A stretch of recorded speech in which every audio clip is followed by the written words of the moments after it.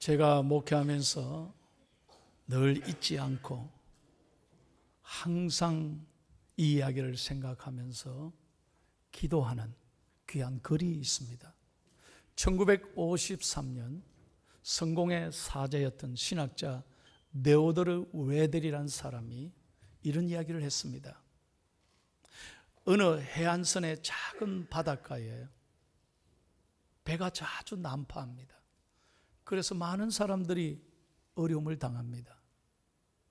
그 난파하는 배에 어려움을 당한 사람들을 건지기 위해서 그 마을에서는 작은 인명구조소를 만들었습니다. 이 인명구조소 때문에 많은 사람들이 생명을 건질 수 있고 어려움 당할 때 도움을 얻을 수 있었습니다. 사람들은 퍽 감사했습니다. 자랑스럽게 생각했습니다.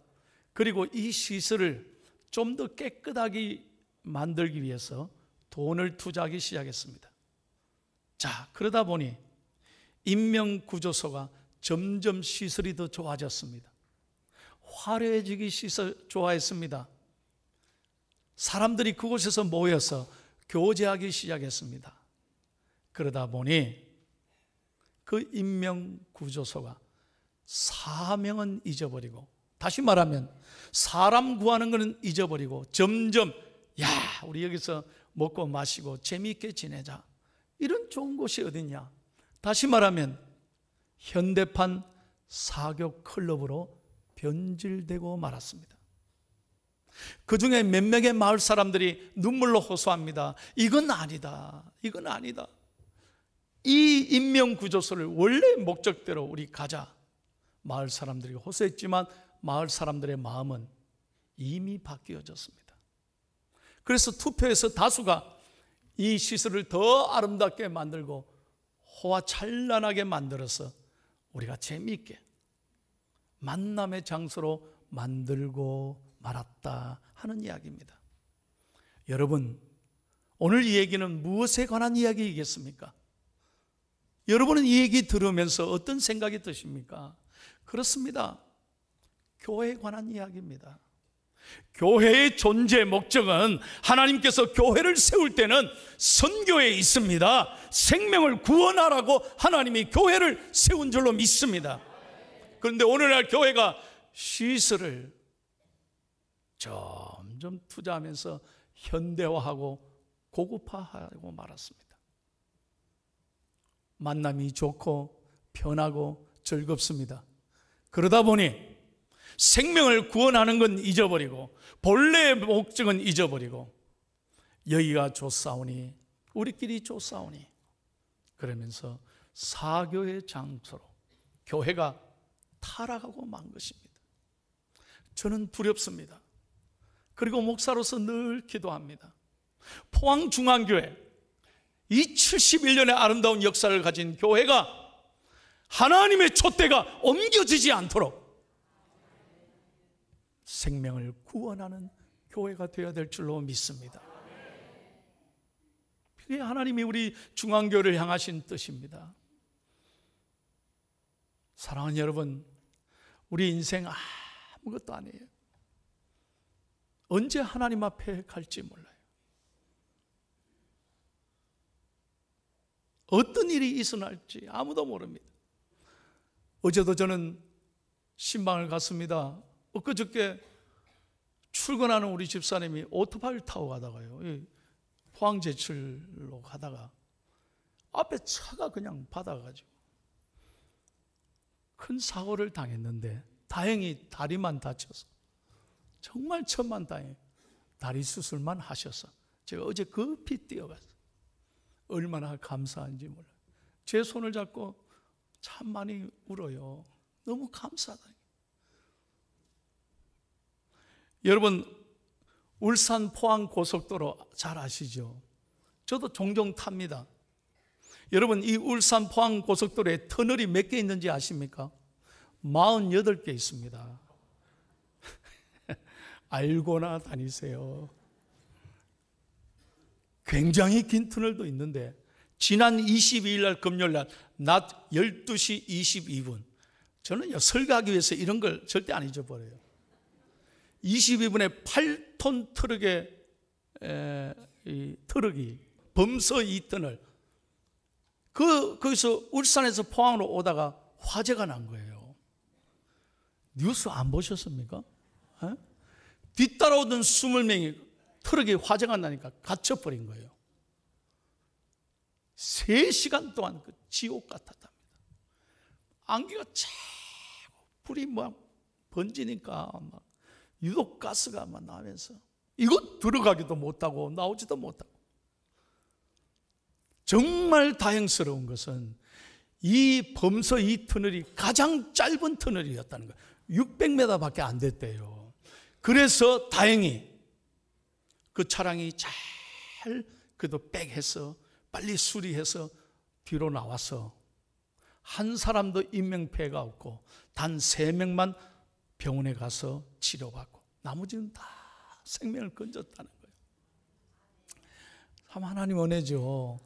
그 중에 한 시민이 인터뷰하는데 이런 얘기를 하는 거예요. 나는 오늘 죽는 줄 알았습니다. 내 인생에 이런 날이 있을 줄은 정말 몰랐다는 거예요. 만약 우리 같으면 어떻게 하시겠어요? 끔찍한 공포와 두려움 아니겠습니까? 여러분, 아하, 인생이 이럴 수도 있겠구나. 그렇습니다, 여러분. 만약에 그럴 때 하나님 앞에 선다면, 하나님 너 뭐 하다 왔냐 물으신다면 어떻게 하시겠어요? 이 다음에 예수님을 만나면 우리 뭐라 말할까? 그때에는 부끄러움 없어야지. 후회가 없어야 될 거 아니에요. 언제 부르시든. 사랑하는 여러분, 오늘 우리 모두는 그리스도의 사랑에 빚진 자입니다. 믿으시면 아멘. 하나님의 사랑 때문에 여기까지 왔습니다. 그리고 우리는 하나님의 은혜 받는 자녀가 되고 예배하는 자가 되고 오늘 죽어도 천국 가는 줄로 믿습니다. 이건 나만 위해서 하나님 주신 은혜입니까? 나 혼자 잘 먹고 잘 살라고? 아니잖아요. 우리 교회와 저와 여러분에게 주시는 하나님의 꿈이 있습니다. 하나님의 목적이 있습니다. 그게 뭡니까? 세상 끝날까지 우리는 하나님의 사랑을 나누고 베풀고 전하라고 우리에게 이 은혜를 주신 줄로 믿습니다. 이거 잊어버리면 안 된다는 거예요. 왜 교회 나오십니까 도대체? 왜 예수 믿습니까? 이 하나님의 사랑을 전하라고 주신 하나님의 은혜인 줄로 믿습니다. 자, 오늘 사도 바울이요, 복음을 전하다가 이제 자기는 소아시아로 가고 싶었습니다. 브르기아와 길르기아 땅을 지나서 무시아에 이르러서 이제 드로아로 갈 것이냐 비두니아로 갈 것이냐 고민하는데 그날 밤에 하나님이 환상을 보여줍니다. 그게 본문 말씀입니다. 9절 말씀 다 같이요. 시작.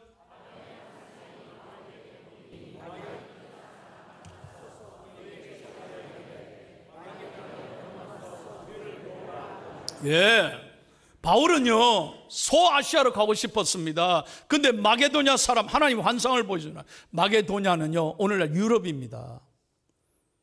건너와서 우리를 도우라. 하나님의 음성으로 들리는 거예요. 내 생각과 전혀 다른 거예요. 한 번도 가보지 않은 땅 마게도냐로 가라는 거예요. 자, 그럴 때 10절을 한번 보세요. 바울이 어떻게 했습니까? 시작.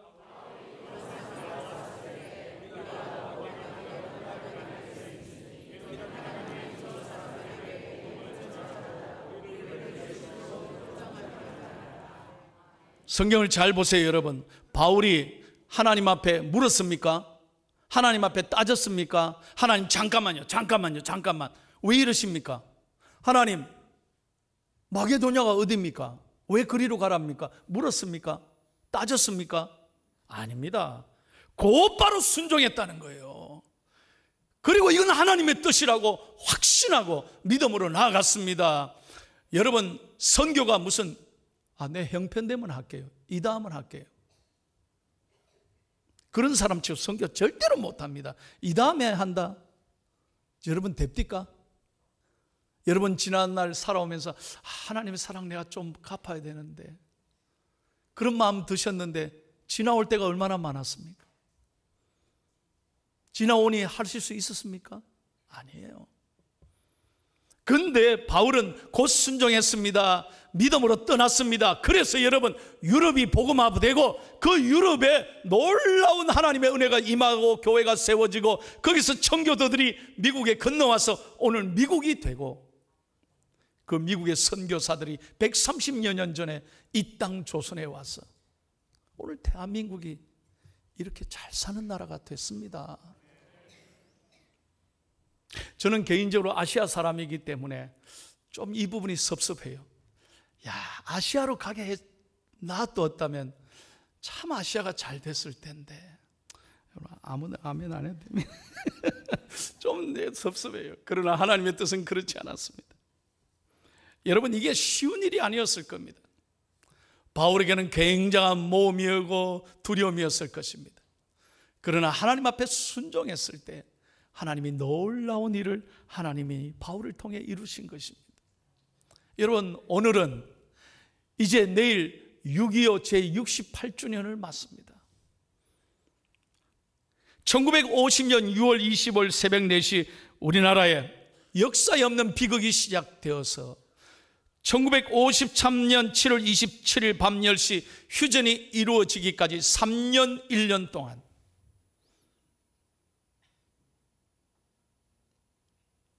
여러분 잘 들어보세요.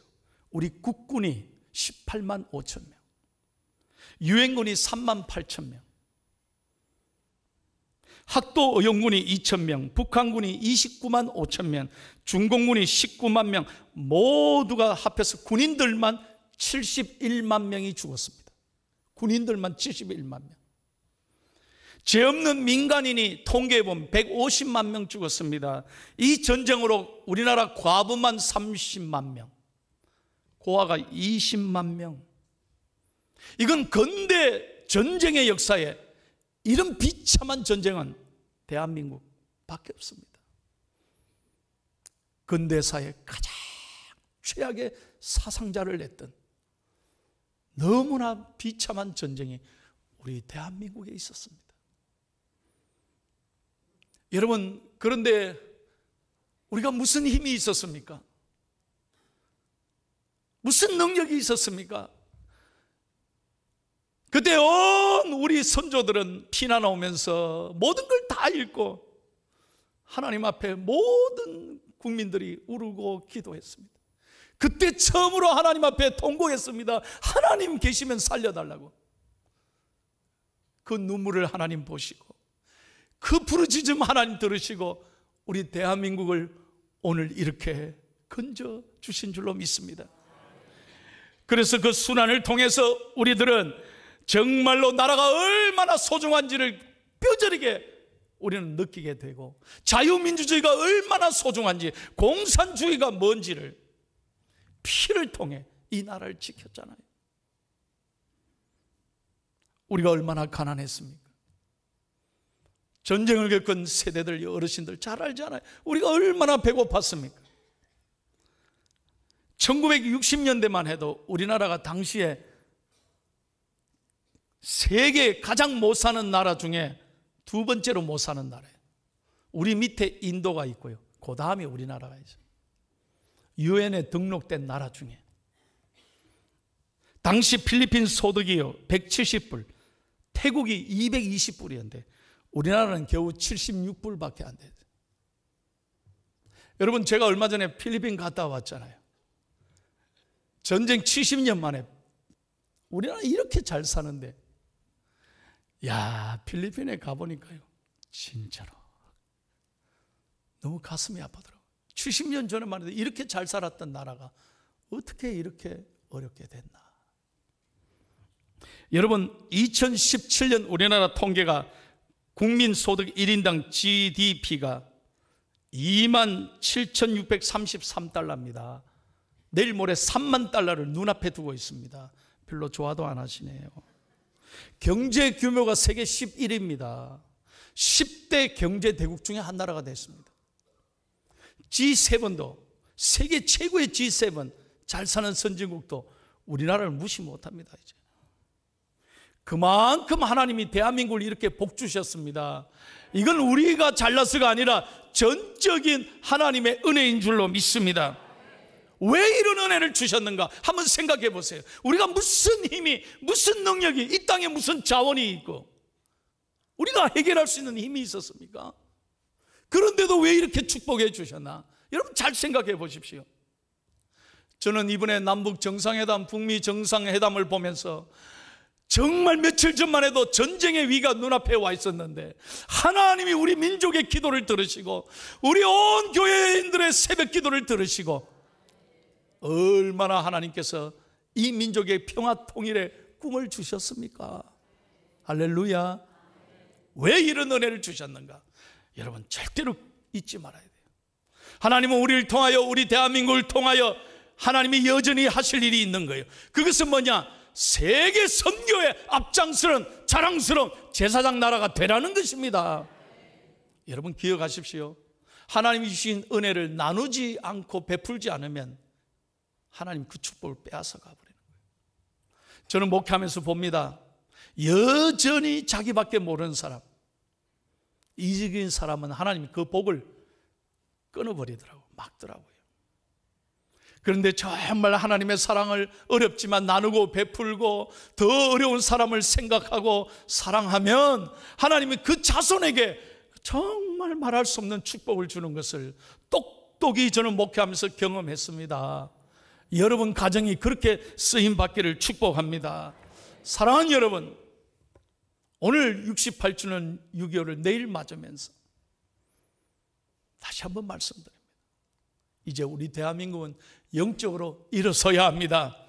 여러분 역사에 보면, 통계에 보면 1900년대 기독교 선교사가 총 숫자가 13,600명이었대요. 그때 제일 많이 선교사를 보낸 나라가 영국이었습니다. 1900년대 그 영국의 출신이 5,900명, 미국 출신이 4,000명 밖에 되지 않습니다. 그런데 오늘날 영국 선교사들은 다 철수했습니다. 그러니 영국이 해가 지지 않는 나라가 아니라 해가 져버렸어요. 영국의 교회들이 다 무너졌어요. 역사에 보십시오. 선교하지 않는 민족은 하나님이 축복을 닫아버리는 거예요. 우리는 분명히 보아야 합니다. 오히려 영국이 선교를, 복음을, 도움을 받아야 될 교회가 되어버렸어요. 지금 2017년 통계입니다. 전 세계 지금 미국은 4만 5천 명의 선교사를 보낸 선교 대국이 되고 있습니다. 그런데 우리나라가 작년 통계 두 번째입니다. 두 번째로 많은 선교사를 보냈는데 179개국에 27,436명을 보내고 있습니다. 얼마나 감사하니. 앞으로 10년 안에 우리 대한민국이 미국을 앞줄일 그날이 올 거라고 예측합니다. 하나님께서 우리 대한민국을 사랑하시고 축복하시고 선교의 열정이 타오르는 교회로 하나님은 이끌어 가실 줄로 믿습니다. 여러분 전 세계에 이 종족이 16,863종족이 산다요. 참 많죠. 종족 수가 18,000개 됩니다. 그 중에 예수의 옛자도 못 듣는 종족, 아직까지도 예수의 옛자도 못 들어본 종족이 무려 6,997종족이 있는데 세계 인구의 숫자로 따지면 31억 인구가 절반이 아직도 예수님을 모르고 있다는 거예요. 누구의 책임입니까? 오늘 교회의 책임이고 저와 여러분의 사명인 줄로 믿습니다. 이를 위하여 우리가 끊임없이 오늘 건너와서 우리를 도우라는 이 하나님의 음성 듣고 우리는 선교를 가슴에 품고 그리스도의 계절이 오는 그날까지 우리 대한민국을 위해 기도하고 선교를 위해 기도하는 저와 여러분이 되어야 될 줄로 믿습니다. 설교를 마치겠습니다. 제가 종종 말씀드리는데 여러분 서울에 가시면 꼭 이곳에 방문을 한번 하십시오. 양화대교 옆에 양화진이라는 곳이 있습니다. 서울에. 그게 외국인 선교사의 묘지가 있는 곳입니다. 양화진. 한번 꼭 가셔서 이 땅에 132년 전에 조선을 찾아왔던 선교사들, 그들의 얼마나 죽음이 숭고한지 한번 돌아보십시오. 그 중에 제가 한 분을 소개합니다. 루비 캔드릭이라는 선교사입니다. 여성입니다. 1883년 미국 텍사스에서 태어났습니다. 1905년 미국 캔사스 여자 성경학교를 졸업하고 그는 하나님 앞에 기도하다가 25살의 나이에 꽃다운 아가씨가 조선에 왔습니다. 개성에 와서 복음을 전하다가 급성 맹장염에 걸려서, 그 당시에 무슨 우리 병원이 있었습니까? 치료가 있었습니까? 채 1년밖에 되지 않았는데 26살의 나이로 세상을 떠났습니다. 그녀가 죽기 전에 엄마 아버지에게 그리고 텍사스 선교본부에게 이런 편지를 썼습니다. 만일 내가 죽거든 여러분, 내 뒤를 이어서 텍사스에 선교하고 기도하는 여러분, 이 조선에 내 뒤를 이어서 20명, 30명 이 조선에 보내주십시오. 조선을 위해 기도해 주십시오. 그리고 엄마 아버지에게 이렇게 편지했습니다. 아버지, 어머니, 어쩌면 이 편지가 마지막일 수도 있습니다. 제가 이곳에 오기 전 뒷뜰에 심었던 한 알의 씨앗이 자라서 이제 내년이면 온 동네가 꽃으로 가득하겠지요. 그리고 또 다른 씨앗을 만들어 내겠지요. 저는 이곳에서 작은 씨앗이 되기로 결심했습니다. 제가 씨앗이 되어 이 땅에 묻히면 조선 땅에는 많은 꽃들이 피고 그들도 여러 나라에서 씨앗이 될 것입니다. 저는 이 땅에 저의 심장을 묻겠습니다. 저는 조선을 향한 저의 열정이 아니라 하나님께서 조선을 향해 가지신 열정을 알게 되었습니다. 아버지, 어머니 사랑합니다. 이것이 마지막 편지였습니다. 그의 묘비를 다시 한번 보여드릴까요? 이 루비 캔드릭의 묘비에 보면 잘 보이십니까? 뭐라고 써있냐? If I had 1,000 lives to give, 내가 1,000개의 목숨을 가지고 있다 할지라도 Korea should have them all. 나는 코리아를 위하여 내 모든 것을 바치리라. 너무 영어를 잘해서 해석이 안 됐습니까? 내가 1,000개의 목숨이 있더라도 그 1,000개를 기꺼이 조선에게 바치리라. 그래서 대한민국이 이렇게 복받은 것입니다. 이 사랑을 잊으면 안 돼요. 우리 민족이 이제 나누고 베풀고 우리도 온 세상을 향하여 깨어 기도하고 선교해야 될 줄로 믿습니다. 나라와 민족을 사랑하고 세계를 그리스도의 심장으로 사랑하는 저와 여러분 되시기를 예수님의 이름으로 축원합니다.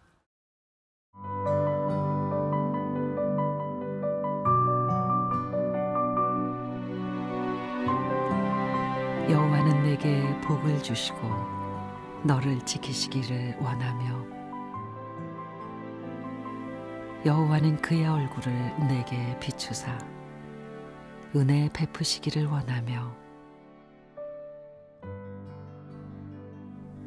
여호와는 그 얼굴을 내게로 향하여 드사 평강 주시기를 원하노라 할지니라 하라.